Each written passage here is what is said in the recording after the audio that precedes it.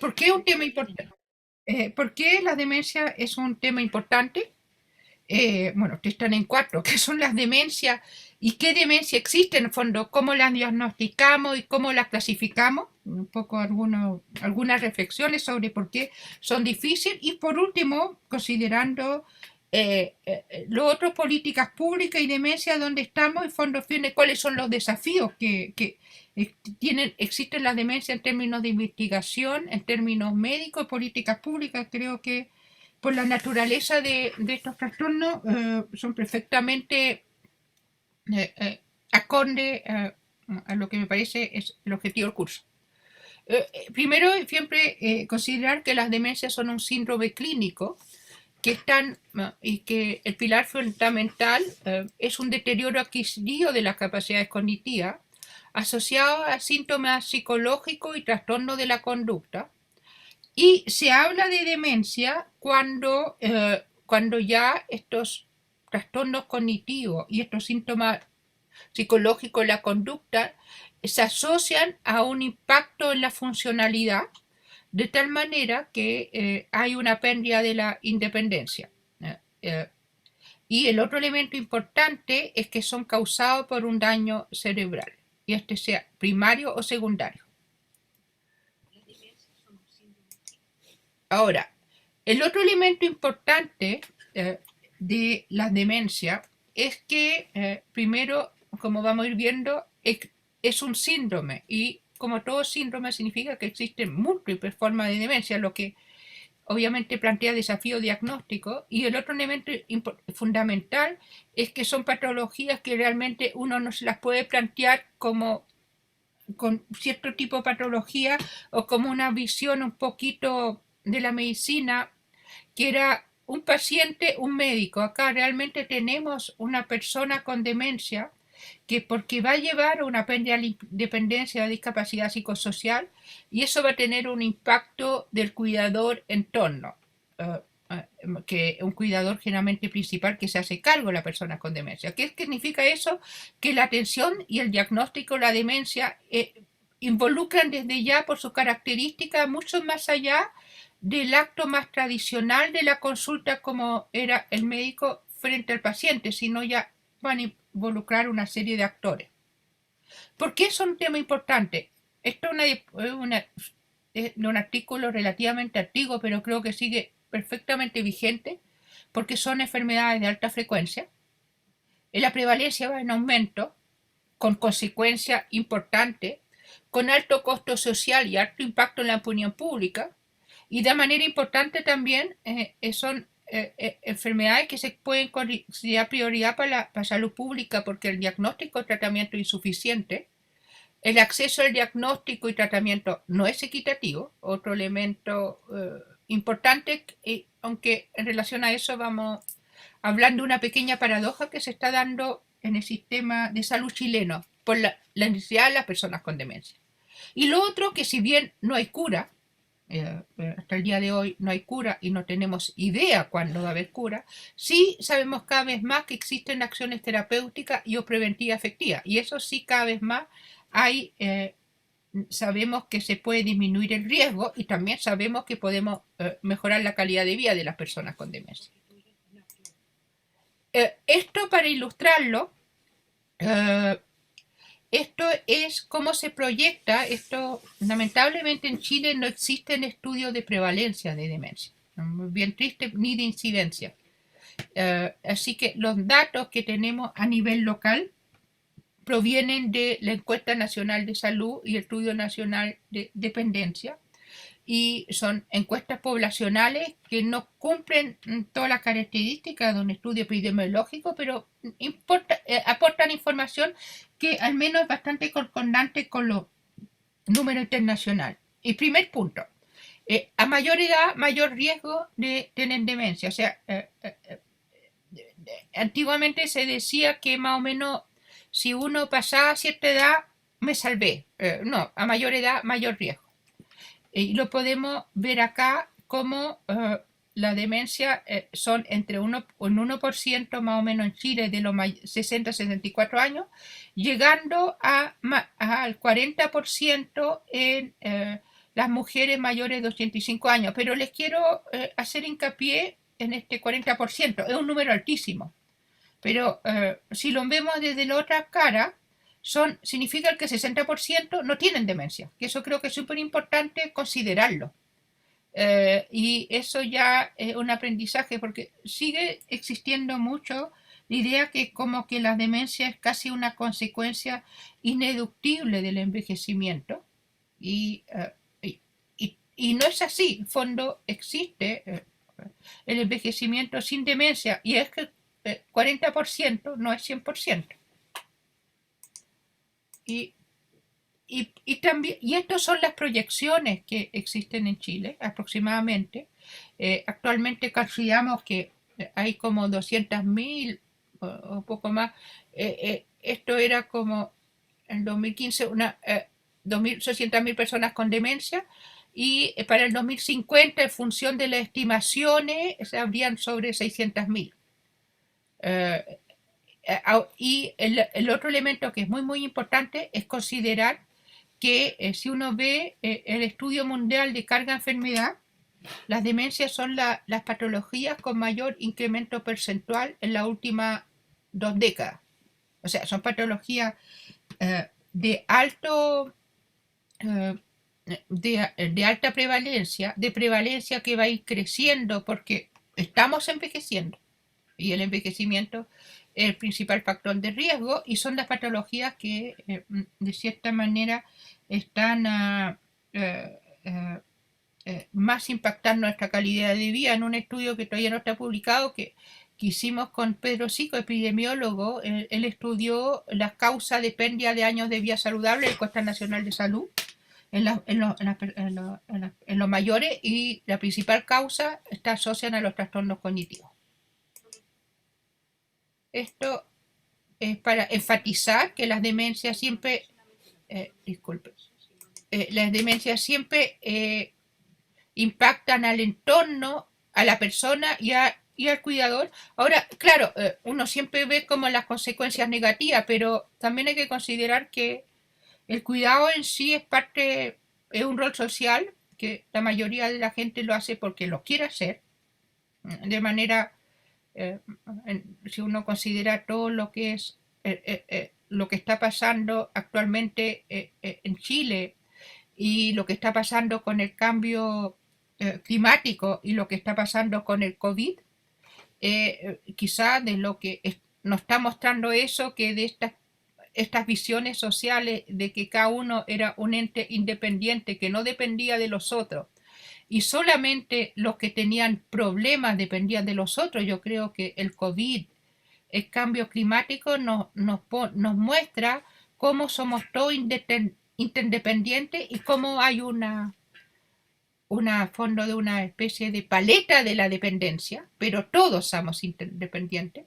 Y eso habla que uno está hablando cada vez más del cuidado como uno de los ejes de la cohabitación entre nosotros, el cuidado entre nosotros y obviamente el cuidado con el planeta. Durante siglos vivimos con la idea de que el hombre podía hacer todo y tenía la potestad de hacer todo, y eso y algo que nace muy antiguo. De hecho se le atribuye como Galileo, que primero que dice que el hombre somos superhumanos, y ahora sabemos que si hacemos todo, bueno, fallecemos todos. O sea, no, pero ¿por qué les menciono eso? Que puede parecer un poquito fuera de contexto, porque finalmente uno siempre ve el aspecto negativo del cuidado. El cuidado, obviamente, ser cuidador de una persona con demencia es muy complejo, pero también si la gente lo hace porque en nuestra sociedad es porque hay un rol social. El problema es que se hace en condiciones sin ningún apoyo. O sea, realmente hasta ahora, hasta hace muy poco, cada uno se tiene que valer por sí solo. Y estas son las condiciones del cuidado. Esto es un estudio pequeño, pero algo muestra que ya un poquito de allá de varios años, la mayoría de los cuidadores referían altas tasas de sobrecarga, trastorno de salud mental, y obviamente la mayoría de los cuidadores son familiares y la mayoría, es importante considerarlo, son mujeres y más jóvenes que los pacientes. Y el costo, este es también basado en los mismos datos, es un estudio de costo con pacientes que han consultado, o sea, es una muestra sesgada. Quiero mostrarle estos elementos. El costo asociado a las demencias uno los puede dividir en dos grandes componentes. El costo directo, que puede ser médico o social, o sea, los costos que uno gasta en prestaciones de salud o en contratar a cuidadores, y el costo indirecto si nosotros valorizáramos las horas de cuidado aportado por el entorno de gente no remunerada. ¿Y qué es lo que vemos acá? En que la mayoría del costo, lo vemos en verde, es el costo indirecto. Y también otro elemento importante es que acá estos son los niveles socioeconómicos 4 de más alto, y esto es lo más bajo, que el costo de las demencias es más alto en los niveles socioeconómicos de menor ingreso. Y quiero mostrarle esto. Esto es la situación de África subsahariana, la distribución de costos. Y esto es la situación de Europa. Ustedes ven que en Europa cada vez más, en países que supuestamente nosotros somos de ese club de la OCDE, de alto ingreso, ya la mayoría el costo directo. Nosotros somos de alto ingreso, pero seguimos teniendo una distribución de costo muy similar a países de bajo ingreso. Importante considerar.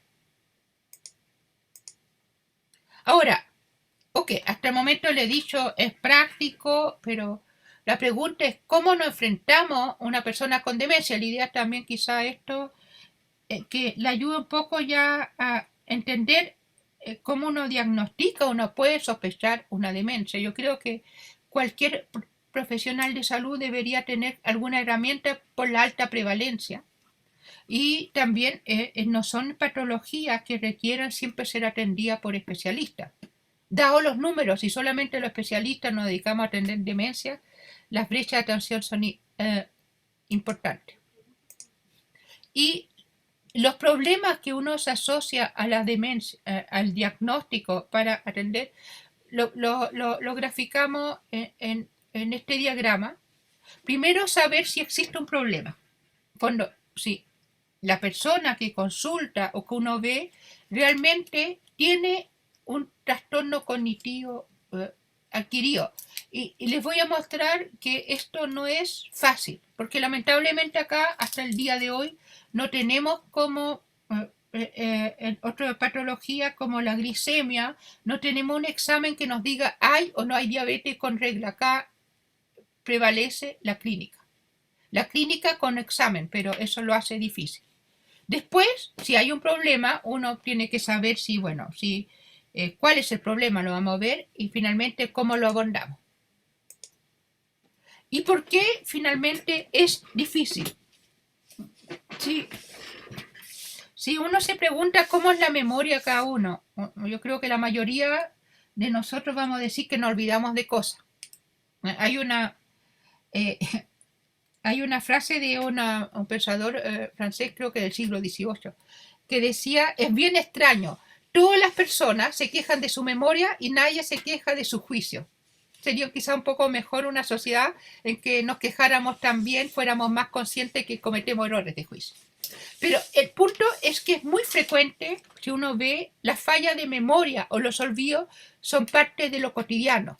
Obviamente uno sabe, pero todos olvidamos cosas, y alguien que recuerda todo tiene una memoria patológica, y de hecho se describen hipermnésicos. Ahí está el cuento, yo siempre cito el cuento de Borges, Funes el Memorioso, que además Borges era brillante porque todo indica que él describió ese personaje sin nunca haber visto un hipermnésico que después, pero una persona que sabía todo, que recordaba todo y no sabía nada. Cuando él cuenta que había un perro que ladra, no era un perro, una cosa que ladraba con pelaje café y era agresivo, y otro día aparece una cosita con un pelaje negrito, simpático, Y porque como recordaba todo, no podía generalizar y no aprendía. Y los olvidos son parte cotidiano, son parte de lo cotidiano. Entonces, el diagnóstico un poco es difícil porque estamos frente, uno empieza a pensar en sus capacidades cognitivas, nos damos cuenta que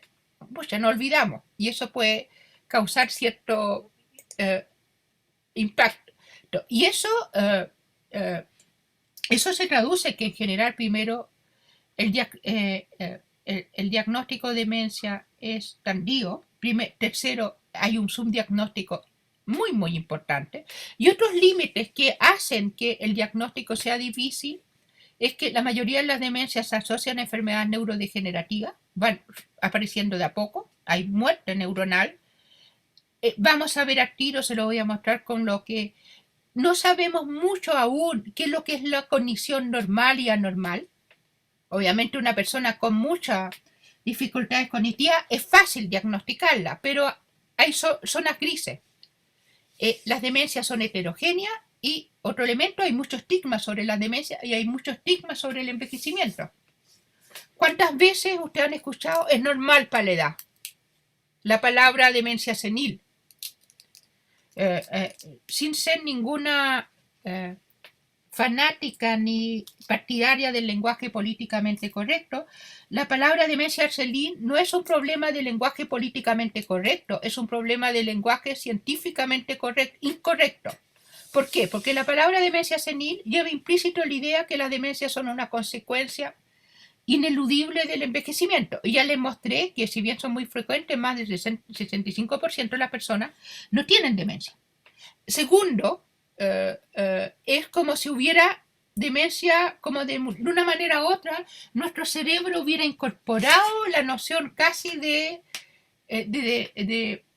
la jubilación para saber cómo se enferma o no se enferma.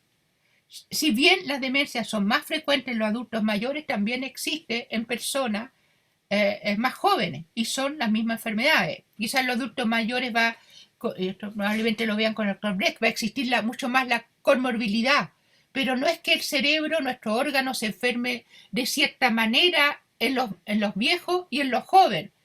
Son enfermedades y lo que quizás cambia es la combinación de enfermedades que es mucho más frecuente en los viejos. Y eso lo hace más difícil. Esto para la gradualidad, y esto es para decirlo que han surgido lo que yo le decía, los límites de lo normal han surgido una serie de conceptos preocupados por la demencia, gente que buscan ayuda, y ahí es algo, y creo que algo que es importante mencionar, porque creo que nos enfrentamos a una paradoja en demencia, y no solamente en demencia, también en los trastornos de salud mental, es cómo comunicar de manera correcta, y creo que no sabemos.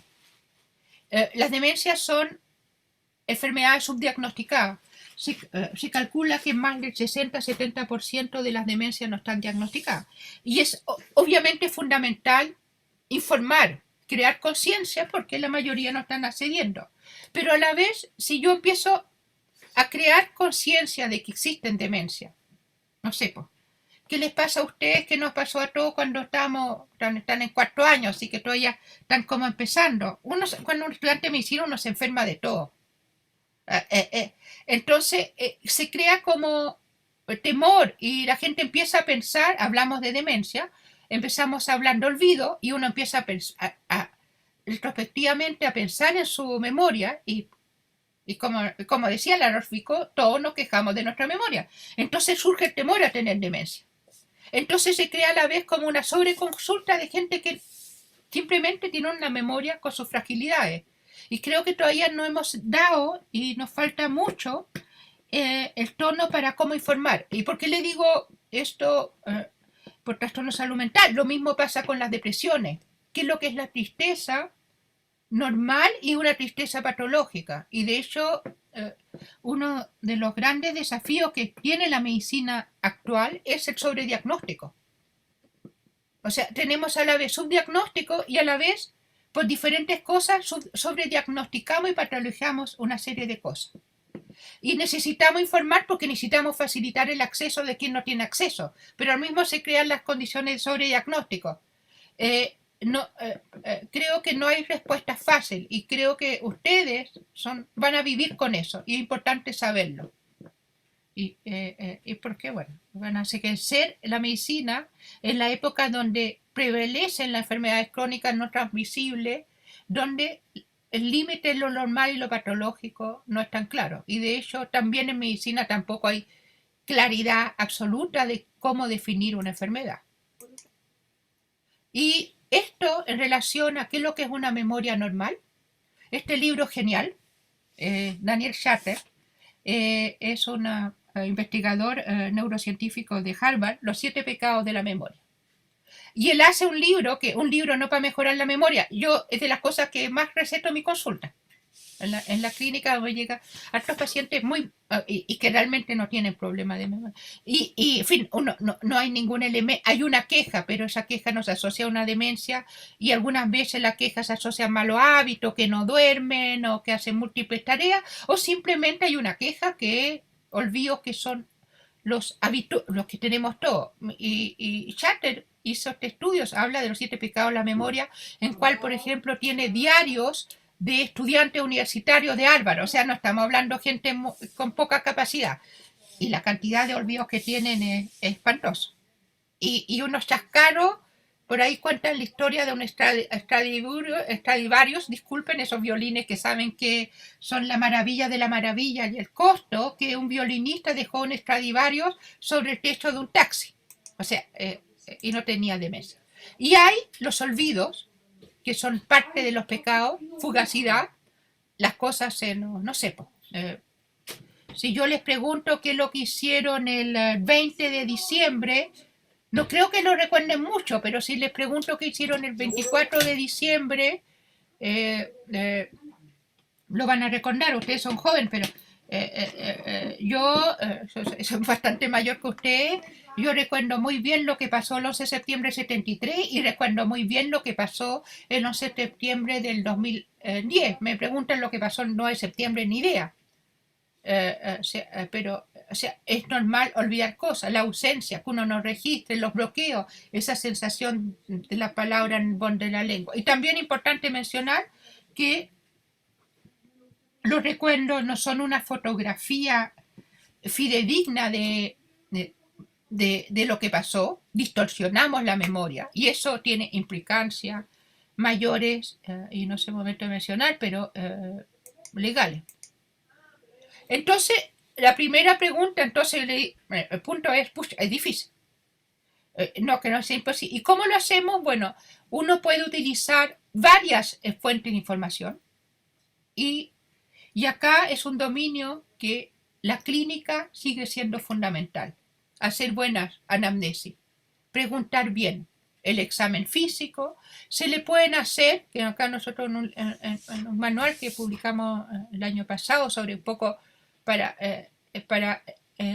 orientar el diagnóstico, también hay test cognitivo de diferentes características y exámenes complementarios. Y el otro elemento importante es que esa fuente de información, esto ser un poquito como un detective, que puede ser, porque acá uno puede entrevistar al paciente y uno puede entrevistar al entorno. Y de repente uno en consulta, porque algunas veces la gente, uno casi juega las sillas musicales, porque hay pacientes que no se dan cuenta y uno tiene que sacar. Pero hay que, realmente digo, es como ir combinando fuente de información y la idea que si algún día ven una persona y que si sigue haciendo por desconocimiento, le muestran un escáner, tengo un escáner con atrofia, tengo demencia, la persona que o no entendió nada de lo que le dijeron o fue diagnosticado por una persona que no sabía. Entonces, y hay síntomas que nos pueden orientar, que los trastornos de memoria, lo más importante, que se van haciendo progresivos, no son ocasionales cada vez más. La confusión frente a imprevisto, esto es muy gente que como menos se maneja, pero cambia el entorno, le hace difícil, y eso uno lo puede haber visto bastante con la pandemia, que nos adaptaron. Me acuerdo, me tocó un profesor universitario que leía bastante bien, pero no pudo adaptarse a hacer, a hacer clases de vía remota, no pudo. Desorientación en tiempo y espacio, esto es progresivo. Lógicamente al principio aparece, por ejemplo, personas que se orientan bien, van a otro lugar, a otra ciudad de vacaciones y se desorientan. Y tienen asociados, obviamente se ponen más concretos, cambio de la conducta, pérdida de iniciativa. Pero lo más importante es que estos cambios, que pueden ser cognitivos, conductuales y en lo cognitivo de diferentes esferas, son cambios en relación al nivel previo y perfil progresivo en el tiempo. Y también ayuda cuando uno está en contacto con la persona. Son personas que dan anamnesis como vaga, uno empieza a desesperarse un poco. Ahora, no todo paciente que da una anamnesis, persona que da una anamnesis vaga, que los mal historiador es ofrecer una demencia, pero puede orientar. Se ha descrito algo que el signo de la rotación de la cabeza, porque está acá y mira para el lado, y también se ha descrito el signo de consultar solo. La persona viene sola. Ahora, ninguna de estas cosas son en sí diagnósticas. O sea, hay personas que tienen demencia y consultan solo, pero es como más raro, porque por ejemplo, porque si uno piensa en las capacidades cognitivas, y volviendo a la Rochefoucauld, nuestras capacidades cognitivas, está también lo que se llama la metacognición, saber cómo somos, cuáles son nuestras capacidades. Y eso se pierde también. Entonces, yo un poco siempre le digo a las personas que de repente empiezan a decir, pero si a mí no me pasa eso. Entonces, yo un poco para aliviar la carga, el contacto, digo, bueno, pero uno se olvida que, bueno, si usted tuviera excelente memoria, recordaría todo, como uno se olvida de sus olvidos. Y a la gente le hace un poco sentido, bueno, o por lo menos el sesgo de recuerdo que yo tengo, decir que es normal que uno se olvide que se haya olvidado. Entonces, bueno, está la conducta y se hacen evaluaciones cognitivas o evaluaciones que son cognitivas neuropsicológicas, que es una exploración de las capacidades cognitivas más profunda, y eso ayuda al diagnóstico diferencial. Está habiendo una explosión en cómo se va a hacer el diagnóstico, y probablemente van a surgir los biomarcadores, y probablemente en función del nivel lo más probable es que se utilicen evaluaciones cognitivas con biomarcadores, una serie de elementos, y cómo se hace el diagnóstico va a evolucionar mucho, pero lo primero es la aproximación clínica y en la exploración de las capacidades cognitivas, que pueden ser breve con screening o evaluación neuropsicológica. Y hablando de biomarcadores, aprovecho de decirles que ese famoso Alzheimer Tau es una vergüenza para la medicina chilena.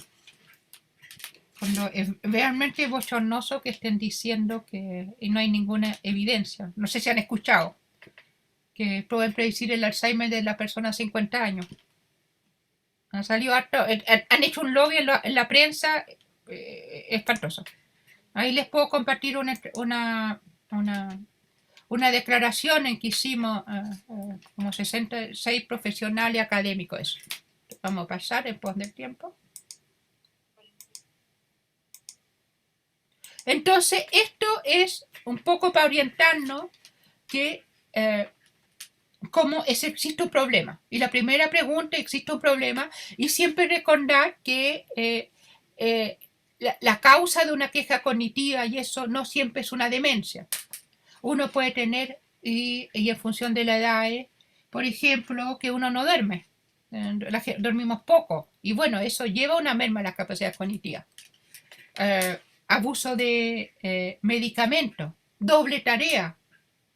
De repente, no sé si se han dado cuenta, pero con las capacidades cognitivas somos... En fin, ninguno de nosotros, creo, nos imaginamos que vamos a ir a correr una maratón del día a la mañana. Ninguno de nosotros nos imaginamos que, los ejemplos no son los mejores, que somos Usain Bolt, ahora había una jamaicana que era increíble, pues. Nadie se imagina eso, pero con las capacidades cognitivas todo el mundo piensa que nuestros cerebros son, es como, debemos recordar todo y podemos trabajar 25 horas sin problema y no dormir. Y bueno, la diferencia con los deportistas es que ellos pueden mejorar, pero nosotros, nadie va, si una persona trabaja y no duerme, bueno, creo que el pronóstico es claro. No es que se va a poner más inteligente, se va a poner más tonto. Y va a tener problemas. Pero bueno, después que uno es, ¿cuál es el problema? Y ahí es bien importante considerar que esto es como para dónde van las cosas. Uno puede tener el nivel clínico de la demencia, el perfil clínico, los síntomas clínicos, y ahí es los síntomas, las alteraciones cognitivas que uno ve en los test, los síntomas neuropsiquiátricos, esto no solamente memoria, hay apatía, los trastornos de la funcionalidad, frecuentemente trastorno motor y el impacto social. Y el nivel etiopatogénico, ¿qué pasa en el cerebro?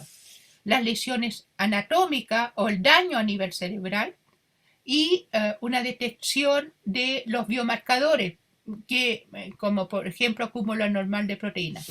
No existe una correspondencia exacta en el nivel clínico y el nivel etiopatogénico. O sea, por el momento el diagnóstico se hace clínico y no sabemos muy bien dónde va, pero toda la investigación apunta que probablemente vamos a tener que combinar los dos niveles. Y de una manera muy importante, no existe una relación entre que yo veo una proteína anormal en el cerebro y un tipo clínico. Bien, cada más avanzamos en el estudio de las demencias, la etiopatogenia, uno ve que son tipos mixtos. O sea, es complejo. Pero bueno, ¿cómo vamos a orientarnos? Ya esto es, en la clínica nos vamos a orientar a síndromes clínicos y vamos a poder dividir en general los pilares para el diagnóstico, van a ser cómo aparece, casi como en toda medicina y mucho en neurología, si es agudo, subagudo, crónico, el examen neurológico, si tiene trastornos motores o cuáles, el patrón de trastorno cognitivo, si predomina más la memoria o el lenguaje, y asociado a los trastornos de la conducta y síntomas psicológicos. Y vamos a tener típicamente demencia asociada con lesiones vasculares, la demencia vascular, por ejemplo, o todas las demencias asociadas con la enfermedad de Parkinson, o otras, y las demencias que predomina la memoria episódica generalmente sugiere una demencia tipo Alzheimer, la demencia que hay trastornos de la conducta que son las demencias de más difícil diagnóstico, porque se confunde la demencia frontotemporal, son demencias que se confunden muchas veces con trastornos psiquiátricos, no siempre. Son demencias que las personas empiezan a tener bizarrería de la conducta. Y Marcel Mesulan, que uno de los... para los neurólogos nos dedicamos a eso, Marcel Mesulan es como un ídolo total. Además es una persona de una humildad tremenda. Y Marcel Mesulan dice que las demencias frontotemporal son las pocas enfermedades que te cuentan algo trágico y uno siente empatía por lo trágico, pero uno no puede no reírse porque pasan cosas, no sé, hay de todo, sí, pero muchas veces además se confunde trastorno psiquiátrico. Hay gente que hace cosas muy extrañas. Y eso no significa que uno no tenga total empatía. Y demencia con trastornos del lenguaje. Y puede ser más de lo que se llama la memoria semántica, que uno va aprendiendo los conceptos. Yo recuerdo a un paciente que el primer síntoma, decía la señora, vio una carta y dijo que es lo que un erizo, o le empieza a hablar. Y es importante, tanto esto, que en general el tipo de daño que hay en demencia, en general los grandes tipos de daño, cuando no hay una causa secundaria como una infección, un trastorno metabólico, son las demencias por enfermedades neurodegenerativas, en cual el elemento principal es una despoblación neuronal, lo pueden ver acá, asociado al acúmulo de proteínas y la demencia por lesiones vasculares de diferentes tipos. Y también cada vez más sabemos que lo frecuente es la coexistencia de daño. Y eso sí que algo que diferencia quizás más la demencia de las personas menores de las personas mayores. En las personas mayores es mucho más frecuente la coexistencia de mecanismos de daño. Y existen múltiples formas de demencia. Acá para mostrarle algunas, la demencia tipo Alzheimer, que el sello es, uno lo puede ver, la demencia tipo Alzheimer típica es una atrofia acá de esta estructura de los hipocampos, que no han visto, y eso de los más típicos. Y acá pueden ver la demencia frontotemporal, en cual hay una atrofia, esas trastornos de la conducta de las regiones frontales. Y acá diferentes tipos de demencias vasculares. Y uno se puede orientar, uno la podemos diferenciar entre, a grandes rasgos, las demencias subcorticales, en que generalmente se asocian a muchos síntomas motores, asociadas como el Parkinson, y las demencias corticales, y en lo que predominan las anteriores es como la corteza prefrontal, estructuras relacionadas, y las posteriores, la demencia tipo Alzheimer. La característica de las demencias en general es que no solamente se produce daño, pero sino este daño compromete una red anatómica particular y se va propagando de cierta manera, por ciertas vías. Entonces, para entender la demencia, no solamente yo tengo que estudiar, me parece, qué tipo de daño se produce. Por ejemplo, en el Alzheimer hay acúmulo de amiloide y proteína tau, pero ¿por qué se dañan ciertas regiones del cerebro? Para quien le interese la neuroanatomía o las bases neuronales en la conducta, son enfermedades que son bien fascinantes, porque en el punto de vista de su expresión semiológica, porque se van propagando y comprometiendo estructuras y las diferentes demencias de diferentes maneras. No es como así una especie de explosión que se daña todo, sino muestra realmente que el cerebro está organizado en redes anatómicas y funcionales.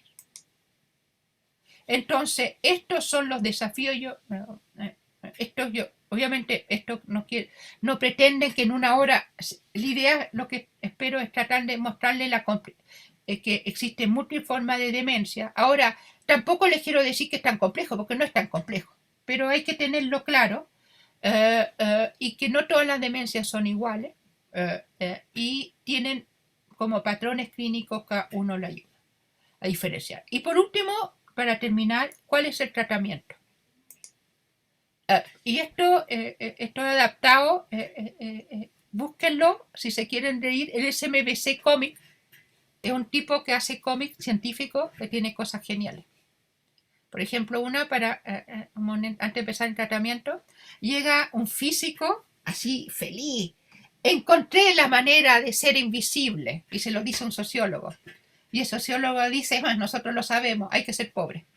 Pero y otro tiene, y otro eso se me olvidó, pero es un científico comunicándose con un periodista, que dice que en el ratón eliminó 10 células del cáncer y pasó a ser, encontró la cura del cáncer y encontró la manera de viajar al futuro. Bueno, la estrategia es, ¿existe la cura para la demencia? En el día de hoy no. En el día de hoy no. Y es difícil. Y ahí es interesante porque en el Alzheimer, de una manera u otra, predominó la hipótesis amiloide. Y en ciencia y medicina también existe en ideología. Y esa hipótesis hasta el momento todo ha resultado negativo, pero es la idea predominante.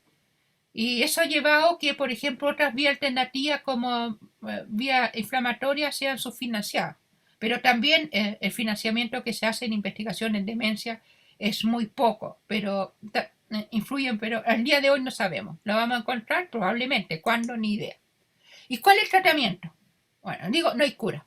Pero como uno piensa pero también si ustedes piensan, la mayoría de las enfermedades crónicas no transmisibles no tienen cura. Uno aprende a vivir más con ella. Esa idea de que la enfermedad que desaparecía es un poco la idea de de la enfermedad infecciosa. Incluso con el COVID vemos que tenemos una infección y mucha gente queda con secuelas muy fuertes. Y uno de los filósofos de la medicina, él habla un poco de lo que es la cura. La cura es una mejoría, pero siempre hay una pérdida. Siempre uno cambia el estado. La enfermedad crónica no transmisible realmente creo que también son una gran lección de fondo, demostrar la fragilidad humana y que es parte humana. Pero bueno, ¿cuál es como el tratamiento? Uno, y muy importante, uno tiene que verlo de un continuo. Desde evitar la demencia, y existen estudios que es posible disminuir el riesgo, y los factores de riesgo son múltiples, y como todas las enfermedades, son enfermedades que los factores socioeconómicos, los determinantes sociales de la enfermedad son muy altos y son importantes, y también es muy importante todos los factores de riesgo cardiovascular. Y ahí nos encontramos con una paradoja que en los países occidentales, en Europa, Estados Unidos, han disminuido la prevalencia de los factores de riesgo cardiovasculares, y en América Latina y otros países están aumentando de manera muy importante. O sea, estamos envejeciendo mal. Entonces, la prevención es fundamental y se puede disminuir el riesgo. Y el riesgo parte desde mejores niveles. El riesgo hay que pensarlo desde la primera etapa de la vida hasta la etapa final. Y es parte de buenos niveles educacionales, estilos de vida saludables, y propiciar que la gente tenga acceso a un mercado de salud cardiovascular. Ahora, ojo, en una óptica uno siempre tiende a decir sea saludable, pero eso no depende solamente de la capacidad de las personas. Estos son sistemas que te permiten ser más o menos saludables. Basta verlo en un estudio que salió sobre la esperanza de vida en varios países de Latinoamérica. En Santiago había zonas con diferencia de esperanza de vida de 18 años. Ustedes tienen en la UDD, tienen salubristas de excepción, y creo que le han enseñado todo esto, y uno no puede pensar la medicina sin pensar el contexto. Pero bueno, está la prevención, está el tratamiento durante las demencias, y está obviamente durante todo el continuo, y finalmente es aprender a vivir muchas veces bien con enfermedades que no son fáciles. Y es importante que como uno piensa cómo se implementan los tratamientos, uno los puede pensar el individuo y su tratante, pero creo que realmente uno tiene que pensar cómo se implementan los sistemas sociosanitarios. Y estas demencias requieren muchas requieren sistemas sociosanitarios adecuados para demencia. Y aprovecho que vi al doctor Blackwood para el Congreso Sonepsin. Conseguimos que va a venir un canadiense de Quebec que desarrolló el plan de demencia de Canadá. Así que estamos bien entusiasmados. Y también, si uno lo piensa, hay que pensar también en las necesidades del paciente, del cuidador, que son obviamente acceso adecuado a tratamiento farmacológico, no farmacológico, pero está también obviamente un buen trato, pero está la psicoeducación, acompañamiento, descanso, o sea, son respuestas que son sociosanitarias. Y le insisto, uno debe pensar desde la prevención, y uno puede pensar la prevención, una óptica de la prevención primaria, evitar que venga la enfermedad, hasta la prevención cuaternaria, en fondo, evitar el encarnizamiento terapéutico. Pero lo importante en el día de hoy, y aunque no es la respuesta que la gente quiere tener, porque en fondo uno le dice, uno anuncia malas noticias de cierta manera, bueno, uno anuncia malas noticias, tiene una demencia y no tengo cura. Sí, yo creo que hay que decir que, claro, no tenemos cura, pero sí podemos ayudar a vivir mejor. Eso no quita tampoco que a mí me parece que de repente hay algunos discursos que como minimizan el sufrimiento de las personas, me parecen un poco exagerados. No, para muchos no es fácil. Y no es una vía fácil, y lo que uno tiene que hacer es tratar de disminuir la carga y entender lo que le pasa a la persona. ¿Y qué es lo que se ha hecho en Chile? Y para terminar, bueno, en Chile le llevamos desde hace años con tratando de sensibilizar. Años la demencia casi no existían, pero había muy poco. Empezamos con campañas comunicacionales. Se logró como que siendo que se pusieran en el 2017 se crea el Plan Nacional de Demencia, que había una implementación gradual del plan y actualmente las demencias están en el auge, pero si bien puede parecer excelente y que está muy bien en el auge, claramente el auge sin el Plan Nacional de Demencia, que es lo que es un plan nacional, es un conjunto de políticas públicas que se articulan para dar respuesta a las necesidades de las personas con demencia y que van desde la prevención a la atención sanitaria, los cuidados de fin de vida y hasta todos los aspectos sociales. Y para terminar, es importante cuando uno piensa en las demencias, yo creo que un poco yo quiero ilustrar acá, que el desafío de las demencias para la implementación de políticas públicas, para la investigación, para la organización social, es primero articular en torno a 3 ejes: prevenir, curar, esperamos tener mejores respuestas, mejores tratamientos y cuidar. Y la política pública probablemente adecuada, si uno piensa en lo social, es ayudar a un diagnóstico oportuno. Y ahí está la palabra de oportuno, porque en el día de hoy no se considera, no existe evidencia para hacer un diagnóstico, un screening. No son patologías para ir a hacer un screening como la hipertensión, que tomemos la presión porque tenemos tratamientos eficaces, para las demencias no. Ahora, hay que educar, hacer buen diagnóstico oportuno, pero si alguien sale a hacer screening cognitivo para ver quién tiene malo o no, no tiene ningún sustento. Es importante el postdiagnóstico y la continuidad de los cuidados sociosanitarios. Realmente acá uno ve que, y vuelvo a la idea, yo lo que aprendí en demencia es que los médicos somos un escalafón más de todo un equipo, y si no trabajamos en equipo lo que hacemos muy poco. Es importante, insisto, que la respuesta sociosanitaria es muy importante en la formación de recursos humanos, y encuentro súper bonito. Creo que también hay ustedes que no hayan invitado a hablar de demencia, porque soy bastante mayor que usted, pero tan mayor que usted no soy, y yo en la demencia no tenía idea de lo que era, y hace, no sé, y casi no están. Entonces, no eran temas que no, y además que la gente lo encontraba poco atractivo, no sé, pero no existía. Es fundamental la investigación y la mejora cognitiva, porque cuando hablamos de postdiagnóstico, tenemos mucho que aprender, no, no tenemos la respuesta hecha y tenemos que evaluar nuestras respuestas.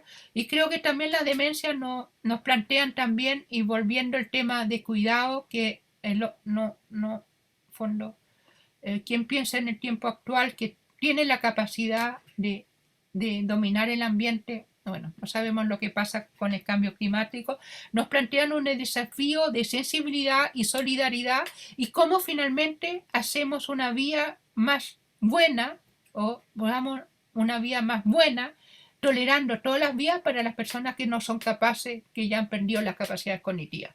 ¿Cómo hacemos que las personas con demencia, la vía no se confunda demencia con pérdida de la dignidad?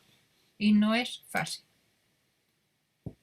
Y eso es recordar esta frase que nadie sabe de dónde, quién es, es anónima, pero la medicina es curar a veces, aliviar a menudo y consolar siempre.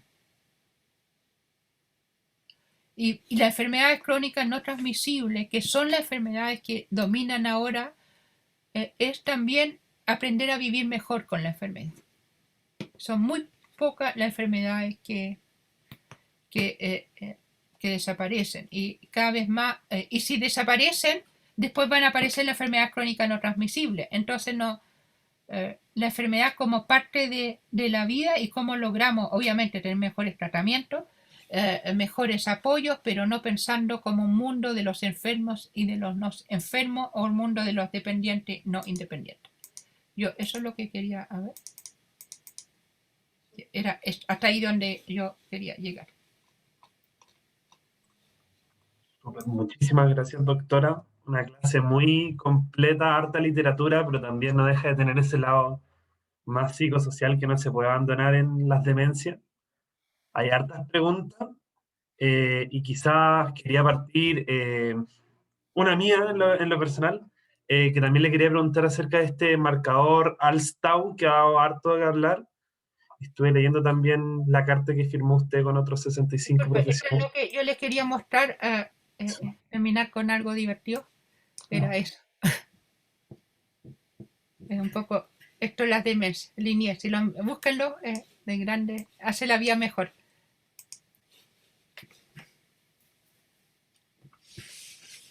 Gracias. Doctora, ¿Sí? a eso respecto, ¿nos podría contar un poquito más de ese marcador de Alzheimer, el Alstau? Te quedaba harto revuelo.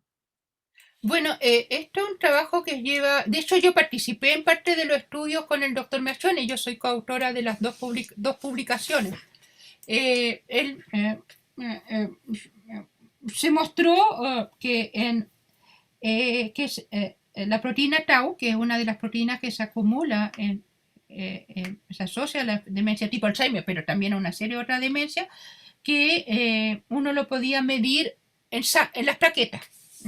Determinar, y hay estudios, hay una forma de, no me acuerdo exactamente los mecanismos, pero un tratamiento de las plaquetas que tú puedes medir niveles de proteína tau en sangre, y eso efectivamente hay algunos estudios que muestran, pero hay que considerar que son estudios que en población hiperseleccionada que diferencian personas normales con demencia tipo Alzheimer. Y también en un estudio que yo participé que mostramos que se correlacionaba con atrofia en ciertas regiones cerebrales. Son datos interesantes, pero esto para demostrar después que primero los estudios hasta donde nosotros conocemos, hasta donde yo participé y en lo que se han publicado, han demostrado que diferencian personas, controles de personas con demencia tipo Alzheimer. No hay, hasta donde sabemos no tenemos ningún estudio que demuestra su capacidad predictora y eso es lo que se está proponiendo. Y de hecho no hay ningún biomarcador plasmático en el día de hoy propuesto porque no se ha visto. Y segundo, los estudios que hasta donde yo entiendo son estudios que se han hecho y que son como en la primera etapa, como que tú vas mostrando que la técnica sirve. O sea, seleccionamos sujetos que eran sin otras enfermedades, súper bien diagnosticados y mostramos diferencias normales, pero después para probar la utilidad clínica, tú tienes que pasar a la vía real, a fondo sujeto con múltiples fármacos, con múltiples patologías y además, y algo que hasta donde yo sé no se ha mostrado, es que además tú deberíamos probar que es Alzheimer específico, con la diferencia de demencia Alzheimer y no Alzheimer. Entonces, es una investigación interesante. El problema es que lo que uno no entiende es por qué se pasó al mercado tan rápido y se pasó al mercado prometiendo algo que en el mundo no se puede hacer, fondo no sabemos. Y porque y claro, se está estudiando mucho, investigando mucho los biomarcadores, porque la hipótesis es que si logramos con biomarcadores predecir que va a venir una enfermedad de Alzheimer, otra enfermedad neurodegenerativa, quizás podríamos intervenir años antes de que aparezca el daño. Sabemos que la enfermedad neurodegenerativa se produce el daño a nivel cerebral años antes que aparezcan las manifestaciones clínicas, pero no lo sabemos hasta el día de hoy. Muchas gracias, doctora. Acá tengo una pregunta que consulta qué recomienda usted, si el test de screening reloj, el Minimental o el MOCA, y también si es que usted considere que desde la misma atención primaria se puede tratar a estos pacientes o es mejor que inicie el tratamiento del neurólogo específico. Primero, yo creo que es bien importante nosotros no recomendamos que a toda persona se haga un screening a toda la persona que consulta en atención primaria. ¿Ya? O sea, que más bien se haga más bien los test de screening, considerémoslo más bien como test de exploración cognitiva breve. El screening puede ser mal entendido un screening que si se lo aplicamos a todo, pero un test de exploración cognitiva. No hay, no tenemos, no, verdad, todavía yo no tengo certeza cuál recomendar. Creo que en el Plan Nacional de Demencia pusimos que más bien era basado en 3 elementos. Por ejemplo, el cuestionario al informante, hay, por ejemplo, la de 8, son cuestionarios de cambio, una exploración cognitiva breve, y ahí depende mucho el nivel educacional. El fondo del MOCA es súper bueno, pero para gente sobre cierto nivel educacional, para otro es mejor otros test y también algún test funcional. Así una prueba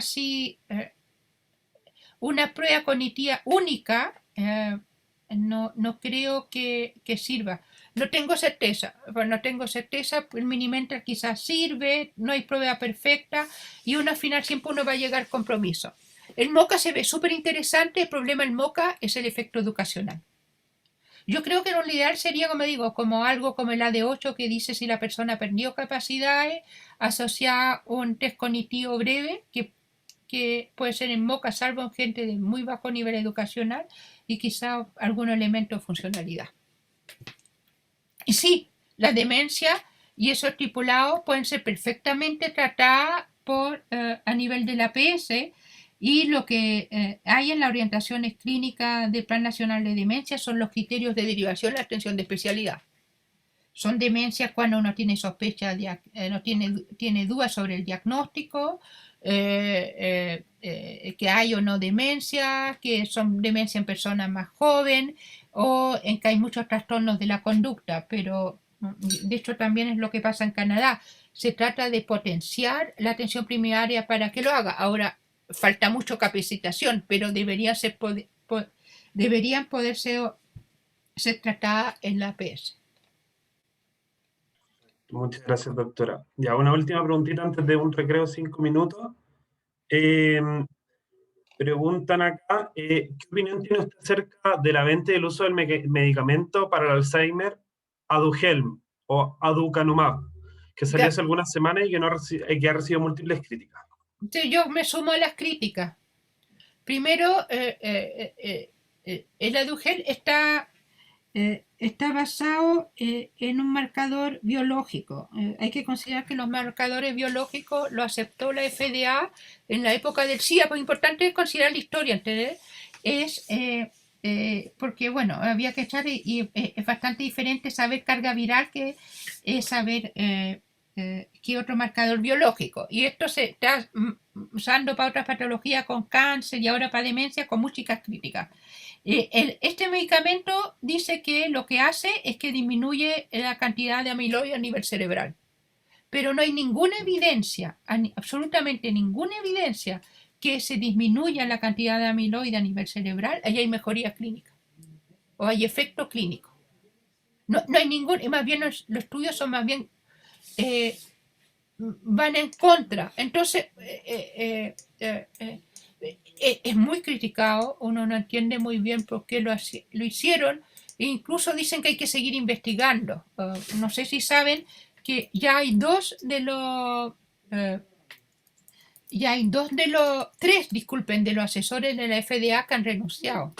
O sea, esta cosa no es que sean algunos científicos, que hay una... Y en Estados Unidos, por lo menos, hay 2 clínicas, grandes consorcios, que han dicho que no lo van a administrar. Por ejemplo, la clínica Cleveland, que es un menso consorcio de salud, dijeron que no hay evidencia. Uno no entiende.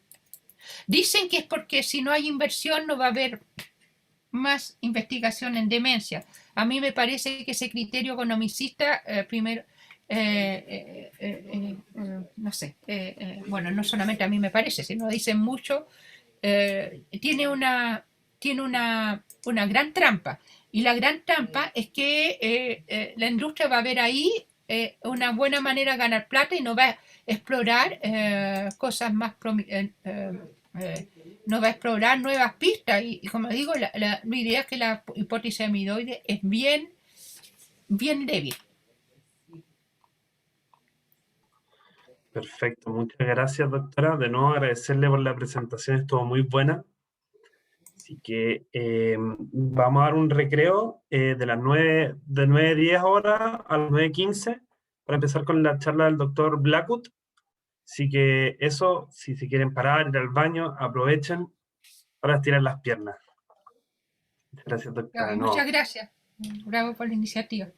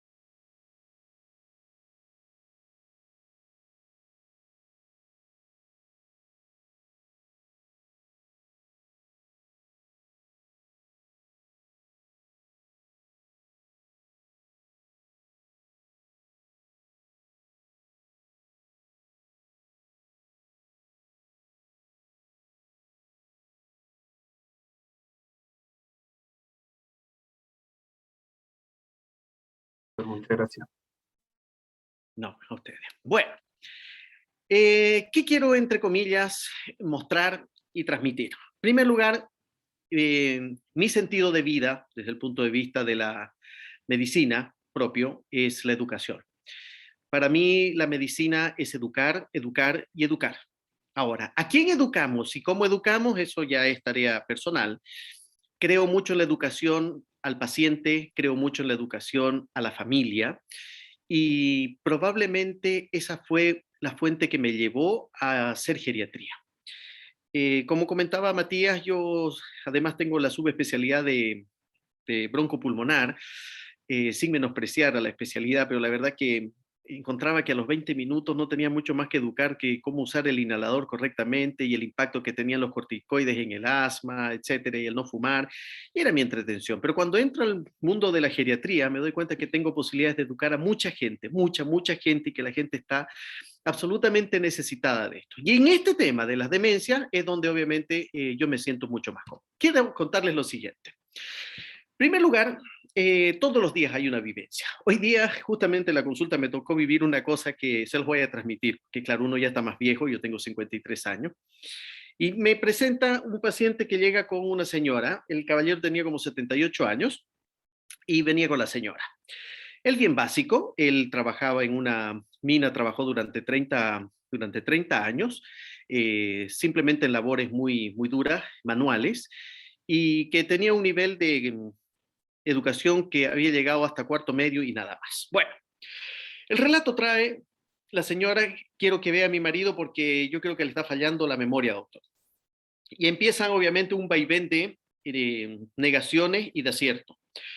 El caballero decía, no, no me falles, ella la que molesta y se queja de todo y esta es parte de la vida. Y es que no, doctor, porque le falla la memoria, porque el otro día se perdió, porque el otro día olvidó tal cosa. Y comienza este ir y venir de cosas. Bueno, la consulta se convierte en una descarga por parte de ella desde el punto de vista de la queja de memoria que tenía con él y que lo había traído a la fuerza porque al final los hijos lo obligaron a venir porque ella estaba chata de que le repetía las cosas en la casa y que la tenía prácticamente mal. Bueno, al poco andar en la consulta me di cuenta que el caballero sí estaba convirtiéndose en un paciente con demencia y que estaba entrando en niveles de dependencia, principalmente en las actividades instrumentales de la vida diaria. Ya no se animaba a ir solo al supermercado, ya dependía de la señora, pero veía una relación fría, que no es lo habitual de ver en estas consultas.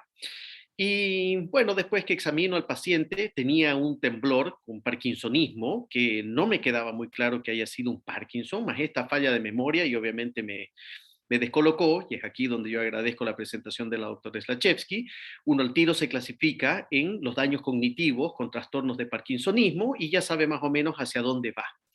No me quedó claro exactamente qué era lo que estaba pasando, sí que se estaba demenciando y que teníamos que descartar o afinar los diagnósticos ahí con respecto a esto, si era realmente un Lewy, si es que era un Parkinson y que había sido camuflado y que él no se había dado cuenta, etcétera. Y entra el diagnóstico diferencial. Pero créanme que esa no fue la parte que más me entretuvo en la cognición. Me entretuvo escuchar el relato de la señora. Fue una cosa dura y se las voy a contar ahora. Termino de examinar al paciente y me dice, en realidad, bueno, yo me imagino que esto que usted dice, que le falla la memoria y todo, que hay que estudiarlo, es porque él se portaba mal. ¿A qué se refiere? Le digo, no, pues bueno para el trago, bueno para las mujeres y bueno, así fue toda su vida. Y es el único hombre que yo conocí en mi vida y nunca me animé a separarme. Tenemos 4 hijos, una linda familia, pero nuestra relación nunca fue buena. Bueno, es que allá voy. Yo cuando veo a este caballero y escucho esa frase, uno sabe el pronóstico que tiene este hombre. Este hombre, obviamente que ya tiene una condición de vida, de haber sido un maltratador en esa relación de pareja, pese a que fue un sustento económico en la familia, de muy mal pronóstico en sus últimos años de vida. Eso es lo que se me vino a la cabeza en forma inmediata, que es lo que yo hago en geriatría. Yo sigo a los pacientes hasta que los ayudo a morir. Ahí les voy a contar cómo, pero fue lo primero que se me vino a la cabeza. ¿Y dónde se terminó de sellar esto? Que nos estábamos despidiendo ahí en la puerta de la consulta y que le había pedido varios exámenes, etcétera. Y me dice, lo peor de todo es que, aunque usted no crea, doctor, él me pegaba a mí cuando yo era joven y me pegaba a las 4 o 5 de la mañana. Ese relato, esa frase, fue en el último minuto, cuando yo estaba abriendo la puerta para despedirlo. O sea, pregúntenme ustedes cómo va a terminar este caballero. ¿Ok? Bien. Les dejo un poco la inquietud porque eso es lo que sucede. ¿Qué es lo que pasa entre comillas acá? La demencia es una mala noticia, al igual que como puede ser el cáncer. Ninguna duda, y la gente no es tonta, la gente intuye, pero además toma conocimiento de las cosas. Es una mala noticia. No es llegar y decir simplemente, mire, es una demencia. Hay que saber decirlo, hay que saber abordar el tema. Probablemente no es siempre la primera consulta, pero hay que hablar del tema como tal. Porque si no, esto se convierte en una confusión de información para las familias. No saben cómo interpretar la conducta. No saben cómo interpretar las acciones que toma el paciente que tiene demencia. La doctora hablaba sobre las etapas. Bueno, la primera etapa probablemente es una de las cosas más complejas porque muy pocos logran intuir qué es lo que está pasando al comienzo. Normalmente, si una de estas dos personas que están aquí mayores, que son los abuelos, se está comenzando a dañar cognitivamente, la pareja sabe que viene algo, intuye y objetivamente sabe que ya no es normal. Por eso es que es válido en la entrevista médica y en la anamnesis decir, ¿qué le tinca a usted? ¿Qué está pasando al acompañante? Porque el que lleva la enfermedad con la demencia normalmente no es consciente de eso y si lo es, lo niega. Y es ahí donde vale la anamnesis dirigida hacia las otras personas.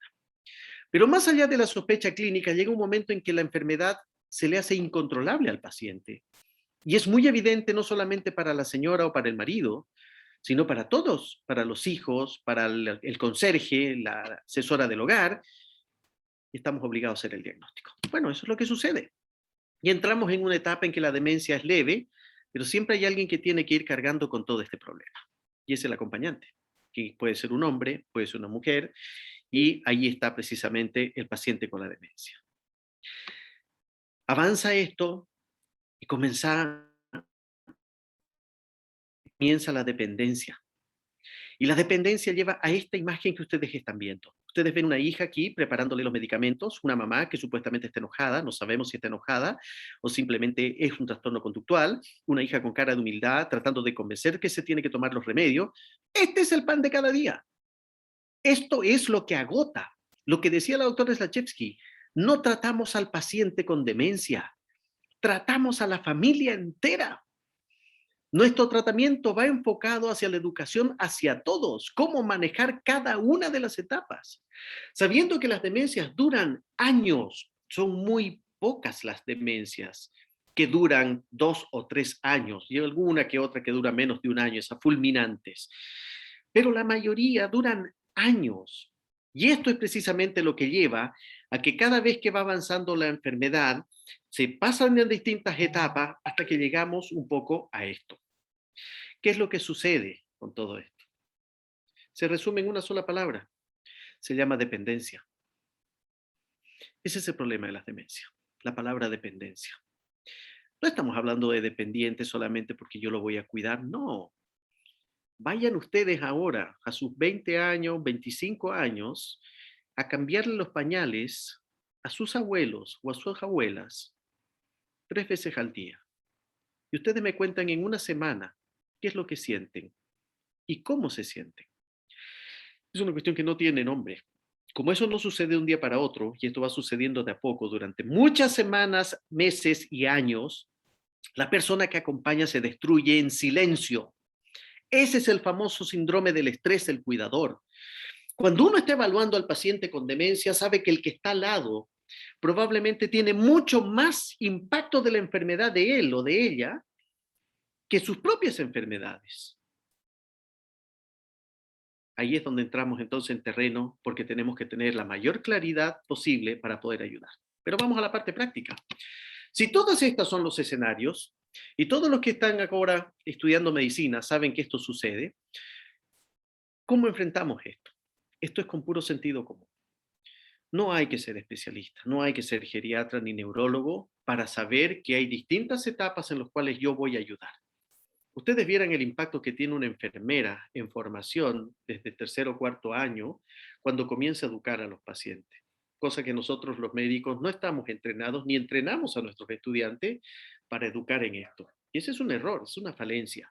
Educación en cualquiera de estas etapas, desde que se está en tercer año para adelante, sentido común porque nosotros vemos y concentramos las patologías.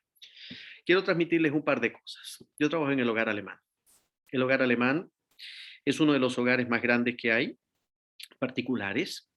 En estos 20 años que llevo ahí, por lo menos esas 1000 personas he visto pasar. He ayudado a mucha gente a morir. He ayudado a muchas familias a entender el proceso. Son muy pocas las familias que no me quieren. Creo que son pocas. Existen, ¿ok? Por si acaso, y eso es así, y eso es parte de la medicina. Yo se los he dicho más de una vez a los que han sido mis alumnos. No somos monedita de oro que le gusta a todo el mundo. No todos están conformes con el estilo de cada uno, pero es muy difícil que por educar nos juzguen. Nos van a juzgar siempre y lo van a agradecer. Que no les guste nuestro estilo o que nos hubiésemos equivocado con una terapia u otra, eso está lo mismo. ¿Qué es lo que he visto en estos 20 años en el hogar alemán, donde hay capacidad para 200 personas viviendo? He visto de todo. Primero que nada, quiero mencionar de que ya no estamos en esa fase cultural en que vivir en una residencia y hogar es sinónimo de traición o que es un acto de deslealtad entre las familias. Eso no es así. Es el primer mito que me toca romper con las familias. Lo primero que hay que explicarles, que no es un acto de traición y que es una necesidad de institucionalizar a su marido o a su señora porque no damos abasto en la casa. Porque una persona de 80 años no puede cuidar a otro de 85. Porque una persona que está dependiendo de 3, 4 cambios de pañales, o que se cae cada vez que hay que bañarlo, o que agrede, que golpea, o que muerde, no podemos seguir tratándolo como si estuviese sano. Esto necesita apoyo profesional. Y el apoyo profesional no lo dan los doctores, lo da el equipo multidisciplinario que trabajan en las instituciones como esta. Y hay que romper ese mito de que hay un maltrato, que los tienen dopados. Eso ya no es así. Probablemente sí existen esas cosas. Y en un mundo tal vez no ABC1 puede ser, pero cada vez es menos. Está mucho más profesionalizado esto. ¿Qué es lo que les quiero decir? Que ustedes tienen oportunidades de hablar de estas cosas. Y que por favor en sus casas, cada uno de ustedes tiene 2 abuelos o 4 abuelos, tiene que comenzar a asesorar a las familias que están metidas en este problema. ¿Qué es lo que hace la geriatría en esto? Bueno, lo que ustedes saben, ¿no? Historia clínica, anamnesis, examen físico. Evaluamos la parte cognitiva, afectiva, delirium, funcional, cuán dependientes son, y la red familiar. Esto implica muchas horas de trabajo. Les comentaba alguna vez de que una valoración geriátrica integral no es fácil de hacer en una sola consulta. Es imposible. Yo creo que no llego, con suerte debo llegar al dominio 2. Pero puedo intuir lo que pasa en el dominio 3, en frases como el que decía esta señora cuando salió hoy día de la consulta. Muchas veces he agarrado el teléfono al terminar la consulta y he continuado la anamnesis por teléfono, porque no se necesita ver, se necesita escuchar y preguntar precisamente qué es lo que pasa. Usen el teléfono, no usen el WhatsApp, que no quede nada grabado, nada escrito, no usen el mail, llamen por teléfono, no tengan temor, la gente agradece la llamada telefónica, la gente es feliz de poder descargar y contar su problema. Obviamente es el doble de feliz cuando recibe un consejo. Cuando hablamos de todo esto, es el impacto que tiene la enfermedad. La demencia tiene todas estas esferas y probablemente 10 o 20 círculos más que esto. Quise resumir un poco, pero bueno, ustedes lo saben. El problema de los riesgos de la mala conducción por falta de educación es esto, que obviamente va el maltrato, se rompen las relaciones intrafamiliares, hay un quiebre económico y personal. Doctor, lo que quiera, el papá no tiene problemas de plata, así que lo que usted diga lo hacemos. Yo escucho esa frase y eso es mentira. Ni las personas más millonarias tienen ilimitado el problema. No existe eso. Se los digo por los años. He visto entrar gente al hogar alemán pagando cada una de estas cosas. Y que 10 años después, o 14 años después, ahí institucionalizado, que ingresó caminando el caballero con demencia y trastorno conductual, y que después decidieron colocarle una gastrostomía y ahí sigue conectado una manguera todavía este paciente, la familia comienza a llamar por teléfono y decir, ¿sabe qué, doctor? ¿Podemos pasarle otra pieza? ¿Sabe que se están acabando los recursos? Doctor, ¿usted conoce un hogar más económico que el que tenemos? Y dan ganas de decirle, pero ¿y esa frase, lo que sea necesario para el papá? ¿Qué pasó? Yo sé la respuesta. Yo sé lo que significa gastar 2 millones mensuales en una institución como esta. Multipliquen eso por probablemente 5 a 10 años. Entonces ya no son 20 millones al año. Estamos hablando de 300, 400 millones que se van en 10 años. Entonces la gente eso no cacha. Pero nosotros sí entendemos esto. Y por eso es que hay que ser cuidadoso. Hay que cuidar la plata. Porque cuando hay problemas económicos, obviamente vienen los problemas familiares. Y no todos tienen inteligencia emocional como para decir cuál es el punto de equilibrio. La doctora sabiamente decía, lo que no se quiere es que la dependencia llegue más rápido de lo esperado en un paciente con demencia. Lo que más tratamos de hacer es diferir la dependencia. Eso es educación. Doctor, entonces, ¿qué viene ahora? Bueno, en esta etapa él va a estar bien, quédense tranquilo. ¿Puede salir solo? Sí puede salir solo todavía, pero ustedes tienen que hacer una buena anamnesis. Si en la buena anamnesis, obviamente, el paciente ha demorado 5 horas cuando fue a comprar cigarrillos y que no debía fumar, ya no puede salir solo. Bueno, ahí tienen que ustedes ser empáticos, es decir, no puede volver a salir solo. No puede seguir viviendo solo. Este paciente necesita compañía, pero es que no quiere, no importa lo que quiera. Por razones de seguridad personal y con el cariño que ustedes le tienen, buscarán las lucas para poder pagar una cuidadora, que dicho sea de paso, cuesta entre 30,000 y 40,000 pesos las 12 horas. Pasen el dato, es así de caro. Por lo tanto, traten de conseguir a alguien que sostenga el sistema, pero que no esté solo, porque va a seguir quemando las ollas, va a seguir dejando el gas abierto. Esos son los peligros, que vuele el edificio entero, que amanezca intoxicado, que se caiga y se muera en el piso por falta de atención. La dependencia. Vamos asesorando. Me informo con la anamnesis, respondo con la experiencia. Eso es lo que tenemos que hacer. Vuelvo a insistir, esto no hay que ser geriatra ni especialista para esto, es puro sentido común, que nosotros somos... En las fases del proceso de adaptación del cuidar, estas son las grandes barreras que tenemos. Las familias niegan. El paciente ni le preguntemos, siempre va a negar el paciente, ¿ok? O va a minimizar el problema. Son muy pocas las personas inteligentes que pueden intuir que se están comenzando a demenciar y se anticipan al tema. Ese es un desafío y ahí yo sí digo que aquí hay que ser capo para poder decir las cosas de frente, decir sí tiene un Alzheimer o tiene una enfermedad tipo Alzheimer, y les sugiero que comience a ordenarse, porque esto va a pasar el año 1, esto puede pasar el año 3, 5, 10, etcétera. Ordene sus cosas. Es una bonita conversación esa, pero son pocos los que llegan a eso.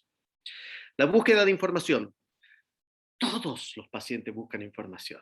Los que me conocen saben que ahora me dio por salir en estas cuestiones de ¿cómo se llama?, de redes sociales y todo, porque me he dado cuenta. Lo único que estoy tratando es responder las mismas tonteras que me preguntan mis pacientes y que pagan por una tontera de respuesta. Eso puede estar en el internet, puede estar. Y los invito a que todos hagamos esa cuestión. No es una cuestión de ser famoso, es educar. Los agradecimientos son incansables cuando uno manda una cápsula informativa. Reorganización. Reorganización significa que cada etapa de la demencia tiene que tener una planificación de la familia, no de una persona, de la familia. Y tenemos que tratar de ver resoluciones. Bueno, esto es geriatría. Bienvenidos al mundo de la geriatría. De todos los que están acá, ¿cuál estará demenciado? Bueno, lo más probable que los que tengan canas, ¿no es cierto? Ahora, si obviamente es este caballero o es esta señora o es una de estas señoras que se ven más o menos jóvenes como de 50, 60 años, etcétera, no lo sabemos. Esto es la geriatría. Un ejemplo.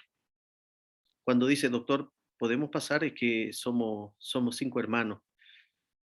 Por supuesto que pueden pasar. Claro, por el aforo ahora hay otro problema, pero en general, feliz. Doctor, le queremos pedir disculpas, pero cuando hago domicilio, no estoy vendiendo, por favor, estoy sobrevendido, pero cuando hago domicilio y me dicen, doctor, pucha, nos interesaría escuchar su opinión, pero nos gustaría que escuchen toda la familia. Esa es una familia armónica, esa vale oro. Cuando están involucradas las 3 generaciones, uno sabe que está yendo a ver un paciente con demencia, pero no es el diagnóstico lo que quieren escuchar. Lo que quieren saber es cómo enfrentamos esto, pero cómo lo enfrenta la hija que tiene, perdón, el paciente tiene 90 años, cómo enfrenta la hija que tiene 65 años, cómo enfrenta el nieto que tiene 45 años y el bisnieto que tiene 13 o 14 años. 4 generaciones, mismo discurso, no sirve. Pero cuando es educación sí es transversal. Bueno, ¿dónde va el problema? Dentro de todos los que están en esta familia, hay uno solo que se lleva la piedra. Y normalmente, yo siempre he dicho, es la víctima. Normalmente es una mujer. Aquí el género femenino la lleva. Es una cuestión impresionante. ¿Ok? No hay peor cosa, y lamento mucho el género masculino, no hay peor cosa que enfrentar a un paciente con demencia o una paciente con demencia que tenga puros hijos hombres. Es terrible, es agotador. Yo es donde más me tengo que armar de paciencia que escuchar a los viejos. Los viejos nunca me he aburrido de escucharlos. Y me da lo mismo lo que me digan. Pero escuchar la negación y la barrera que ponen los hijos hombres, porque no le está poniendo color, no, doctor, no es así, no. Yo pues trabajo con mi papá. Yo sé lo que veo con mi papá, así es el mismo de antes, así de hábil, doctor. Esa respuesta la van a escuchar siempre. ¿Cómo voy a convencer a ese hijo que trabaja con su papá, que sabe que hasta el día de hoy sabe si fallaron o no fallaron las facturas de la pyme y todo lo demás? Cuando es un negador que no es voluntario, es una negación, es involuntaria. No se agoten, trabajen simplemente, pero no se equivoquen con lo que dicen. Y normalmente es una mujer. Bueno, cuando hay mujeres, hijas comprometidas en esto, que lo encuentro tremendamente injusto, porque los hombres en general, ¿qué es lo que hacen? Financian. Y a quien exigen toda esta cuestión, que es un tema de orden cultural, yo me formé en Canadá, yo viví esto con budistas, judíos, musulmanes, católicos, cristianos, agnósticos, todo es lo mismo. Y esto no es un tema de orden cultural, es genérico. La mujer va a jugar siempre a la empatía, tiene que ser nuestra aliada. Y los hijos, hombres como tal, deben ser apoyadores. Pero lo más importante, identificar la persona que lleva la mochila, pero para poder, entre comillas, hacer participar a todos. La asesoría profesional a bajo costo. Ustedes tienen que aprender a decirles que no necesitan más consultas a doctores, El paciente con demencia necesita equipo multidisciplinario. Es muy caro trabajar con doctores, porque el doctor lo primero que hace es pedir exámenes. Por lo tanto, ya no son X lucas por el pago de la consulta, y si estamos en atención primaria, las horas de doctor están copadas, sino derivar a enfermería, derivar a kinesiólogos, derivar a terapia ocupacional, derivar a asistente social. Eso es ser un líder en asesorar a los pacientes y las familias con demencia. Hay que descargar el sistema de los doctores. Tenemos que hacer participar a los equipos multidisciplinarios. Los doctores somos los peores en saber dirigir esta cuestión. Nadie de nosotros sabe lo que hace un terapeuta ocupacional en estimulación cognitiva. Es muy poco. Todo el mundo cree que es solamente hacer el Minimental o el MOCA. No, pues. Ellos saben dónde enfocar. Si van a estudiar memoria, dónde trabajan memoria, dónde es manual, dónde es cognición, dónde es verbal, un fonoaudiólogo en las afasias progresivas. Maravillas que hacen. Y nosotros no cachamos esa cuestión. Por favor, aprendan a derivar, a descongestionar el sistema, porque esas personas asesoran mejor que nosotros como doctores, que no tenemos idea. Ellos han estudiado 5 años para esta cuestión. Zapatero a tu zapato. Como sugerencia, es importante escuchar y educar y saber derivar. Las familias agradecen mucho la asesoría de un profesional. Ustedes preguntaban un poco por los fármacos y todo lo demás. Bueno, a todos nos pregunta si sirve o no sirve, y uno sabe, y la doctora Slachevsky lo sabe, cuando dice la familia, sí, le están dando la memantina, y la verdad que lleva 2 años y yo veo que sigue yendo para abajo. Bueno, la respuesta inmediata es decir, ¿sabe qué? Pareciera estar en el grupo que no responde, porque hay un determinado porcentaje que no responde a la memantina. Sí, pero es que además le pusimos con mucho esfuerzo económico los parches. Bueno, los inhibidores de acetilcolinesterasa no funcionan en todos. Hay un grupo pequeño en que funciona. Y hay otro en el que supuestamente funciona. Y hay uno en el que no hace absolutamente nada. ¿Quién corta el queque? ¿Quién le saca la memantina, que cuesta entre 13,000 pesos y 70,000 pesos, dependiendo de la marca, mensual?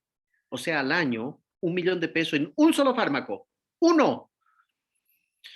¿Quién le pone, entre comillas, la raya a la lista de medicamentos de un paciente con demencia cuando sabe que las lucas se están yendo por ahí? Bueno, esto es un poco la asesoría que todos tenemos que hacer, porque probablemente esa plata que se está gastando en la memantina, cuando ya hemos indagado al respecto y no está funcionando, y sí necesita una cuidadora de día para que no se pierda, para que no agreda, para que pueda alimentarse, las lucas se van para el otro lado. Eso se llama asesorar. Pero eso no lo va a decir una enfermera. Eso lo tenemos que decir nosotros desde la medicina. Decir, ¿sabe qué? Tengo la sensación que esta plata la podríamos reutilizar acá en un cuidador. Debemos dejar descansar al papá o a la mamá que están cansados con la evolución que tiene aquí el papá o la mamá. Entonces liberamos esto. Eso es organizar. La familia escucha eso y agradece. Bueno, eso es a grandes rasgos lo que yo quería comentarles. Solamente decirles de que de alguna manera esta situación se puede, entre comillas, frenar, y lo que hacemos, no se necesita ser geriatra, es asesorar. Feliz de escucharlos si tienen algunas preguntas o dudas. Dicho sea de paso, vuelvo a insistir, no me estoy vendiendo, siempre me ha gustado la medicina en la casa. Probablemente porque me gusta mucho la semiología.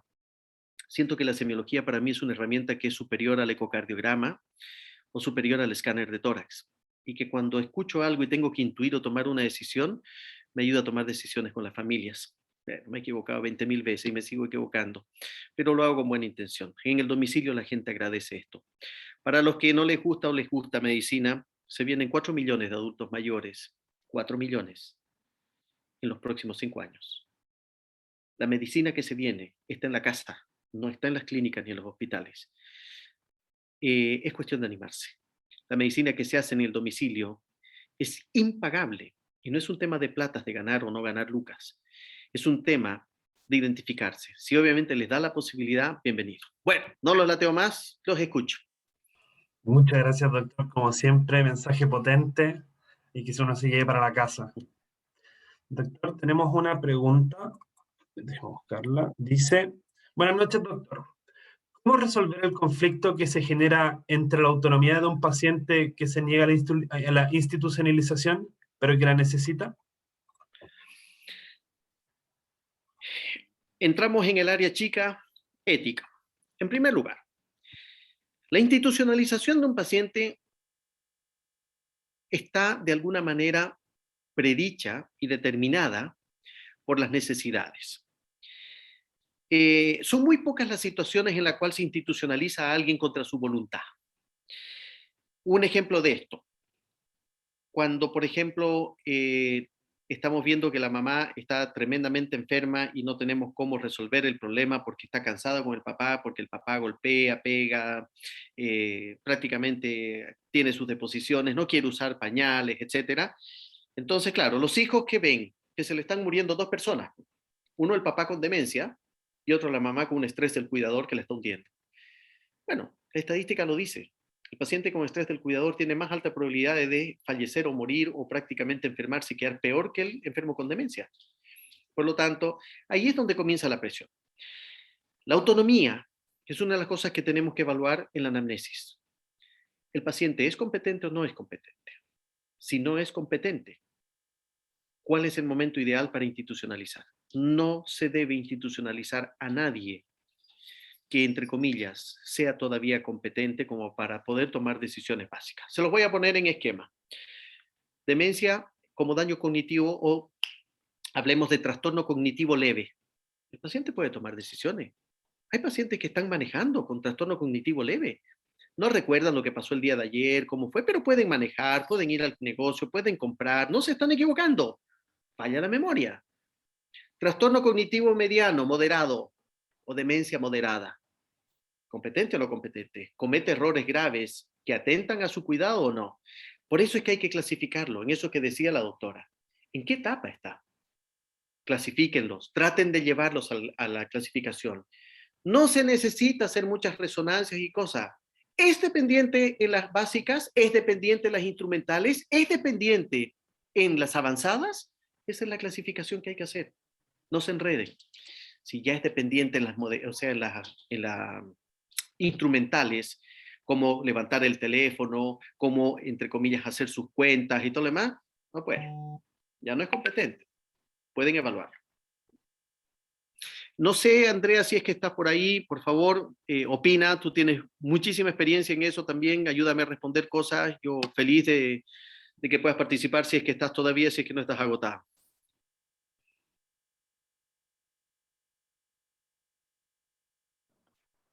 Parece que se retiró la doctora, doctor. Ok, no hay problema. Tarde. Con eso le vuelvo a agradecer, doctor. Muchísimas gracias por la charla. Me alegro que su mensaje se replique a distintas casas de estudio. No, muchas gracias por la participación y todo el apoyo. Así que, nada. Gracias a ustedes. Es hora de descansar. Así que feliz de poder ayudarlos en cualquier otra cosa. Muchas gracias por la participación y a todos por la paciencia. Que estén muy bien, ¿ah? Igual, doctor. Buenas noches. Gracias. Chao, chao. Bueno.